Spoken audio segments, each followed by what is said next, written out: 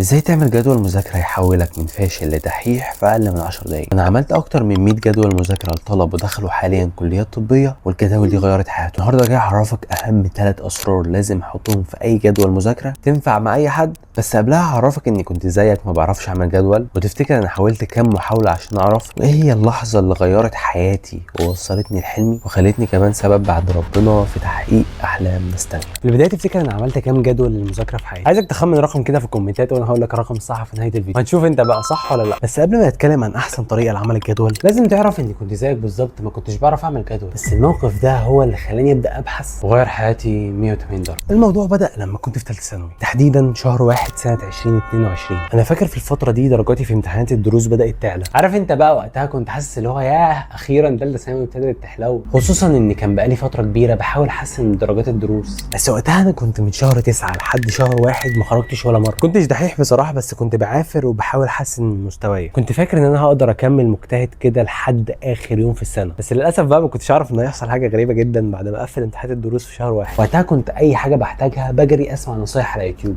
كانوا دايما بيقولوا ما تحرقش نفسك في البدايه عشان تعرف تكمل. الصراحه انا كنت بشوف الكلام ده غلط، بس ما كنتش اعرف ان في شهر 1 هيحصل عكس كل اللي انا توقعته. تفتكر بقى ايه اللي هيحصل بعد كده؟ ايه اللي هيخليني افكر اعمل جدول؟ وليه شهر 1 و2 هيبقوا اصعب شهرين بالنسبه لي؟ الحقيقه بعد ما قفلت الامتحانات دي ظهر عندي مشكلتين اكبر من بعض. الاولى ان انا بدات احس خلاص كده، طالما انا قفلت امتحانات الدروس اكيد انا هجيب مجموع في اخر السنه، فما فيش مشكله بقى يجي اليوم اللي بعده ما ذاكرش الدرس الفلاني، مش لازم افهم الحته الفلانيه دي قوي، مش لازم احل من المصدرين دلوقتي. عارف انت بقى اللي هو بدات اتغير خالص، بدات اكسل بقى، اللي هو فاهم انت، بدا يجي لي احساس ان انا خلاص وصلت بقى، فاللي هو بدا انزل. ودي مشكله كبيره بصراحه، بس الثانيه كانت اكبر منها بكتير، لانها ما كانتش بمزاجي. كنت كل يوم اجي بعد العشاء واكون بذاكر والدنيا زي الفل، فجاه الاقي نفسي صحيت من النوم. الله، طب ازاي؟ اجرب انام بدري، الاقي نفسي بعد ما كنت بنام 4 ساعات بس في اليوم بقيت ممكن انام 8 و10، واجي برضه وانا بذاكر بالليل انام على المكتب. لكن المشكله ما وقفتش هنا، لان الكارثه اني فضلت على الحال ده 3 شهور كاملين يا مفتري. كل يوم بقول لا خلاص انا لازم افوق واحل كل المشاكل اللي عندي دي، وابقى حاسس ان خلاص اليوم ده اللي فيه هتنتهي كل المشاكل. بس برضه اجي اخر اليوم الاقي حد من اهلي صاحيين وانا نايم. بصيت بعد ال3 شهور دول لقيت عندي كميه تراكمات مش طبيعيه، علشان كده قررت اعمل جدول. بس بصراحه ما كنتش عارف بيتعمل ازاي. دخلت على اليوتيوب بدات ادور وابحث ازاي اعمل جدول، وما اقولكش بقى عتشات. مره كنت احط كل اللي عليا في يوم واحد وما الحقش اخلصه، مره تانية اوزعه على عدد ايام كبير قوي، فلاقي نفسي في اخر المده راكمت اكتر من اللي كان عليا اصلا، لحد ما حسيت بالاحباط لاني كنت شايف ان كل الظروف ضد. بدات اقتنع ان انا فعلا ممكن ما اجيبش مجموع، بدات اكسل اكتر واكتر كل يوم عن اليوم اللي قبل، لحد ما جت اللحظه اللي غيرت حياتي كلها. شهر 4 سنه 2022 وتحديدا يوم 2 رمضان. وقتها قعدت مع اهلي واحنا بنتسحر، قلت لهم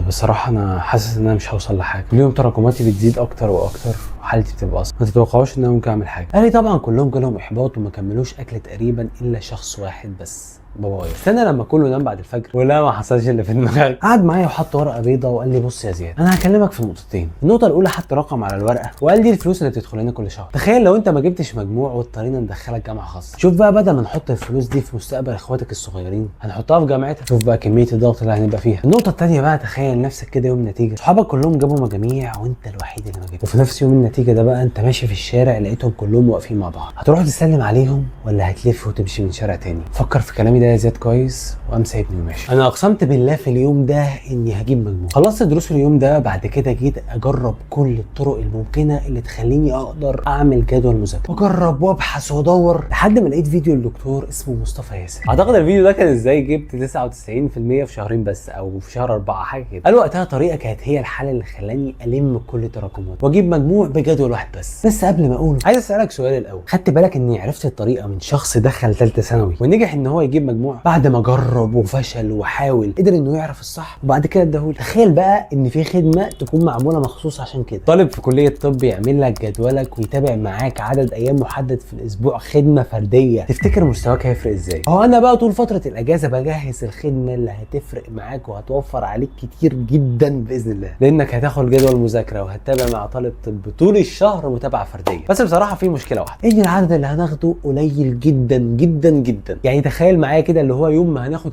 كتير اللي هو الماكسيمم بتاعنا، هناخد مثلا عدد ما بين ال 100 لل 300 طالب بس. ولو عايز تفهم معايا ليه العدد ده قليل جدا، فانا احب اقول لك ان اخر فيديو لوحده بسم الله ما شاء الله جاب في اسبوع واحد 30,000 مشاهده. فانا هسيب اللينك تحت في البايو وفي اول تعليق، واتمنى بجد انك تلحق تكون معانا. دلوقتي بقى تفتكر ايه هي الطريقه اللي انا عملت بيها جدول مذاكره خلاني اجيب مجموع والم كل التراكمات. السر بيكمن في 4 خطوات. الخطوه الاولى بجيب ورقه كبيره كده وابدا اقسم فيها الحاجات اللي متراكمه عليا. فمثلا ممكن نقول عندي 3 محاضرات فيزياء، 4 محاضرات احياء، محاضرتين عربي متراكمين، 5 محاضرات انجليزي متراكمه، 3 محاضرات كيمياء. الخطوه الثانيه بقى اني ببدا احدد المده اللي انا عايز اخلص فيها التراكمات دي. مثلا انا عايز اخلص التراكمات دول في مده اسبوعين بس. الخطوه الثالثه والاهم بالنسبه لي اني هبدا اخصص الوقت اللي انا هذاكر فيه الجديد. دي حرفيا اكبر غلطه بيعملها اي شخص بيعمل جدول، بيركن الجديد ويروح للقديم فيلاقي نفسه راكم كل حاجه. الخطوه الرابعه بقى اني ببدا اوزع التراكمات على الايام اللي عندي. فبعد ما احط الجديد واتاكد ان هو موجود في الجدول بتاعي كله، اشوف الوقت اللي فاضي بعد كده. طبعا ايا كانت المواد، سواء انت كنت ادبي او ازهر او علم رياضه، الطريقه تنفع مع كله. هي الفكره في الكميه اللي انت بتحطها كل يوم. وابدا اخد من المحاضرات اللي متراكمه عليا. فمثلا يوم السبت احط عربي مع انجليزي، اديني كده خلصت مثلا العربي. ممكن اكمل باقي الاسبوع مثلا محاضره فيزياء مع محاضره انجليزي، وهكذا. الاسبوع اللي بعده هاخد كل يوم محاضره كيمياء، هكون خلصتها في 3 ايام، والاربع ايام الباقيين كل يوم اخد محاضره احياء، وكده خلصت التراكمات. بس هنا في مشكله بقى، انت ممكن ما تلتزمش بالجدول ده، فعلشان كده شوف حد في البيت يتابعك، او ممكن تجي لنا في تيم مذاكراوي وهتلاقي طالب طب مخصوص ليك يتابعك.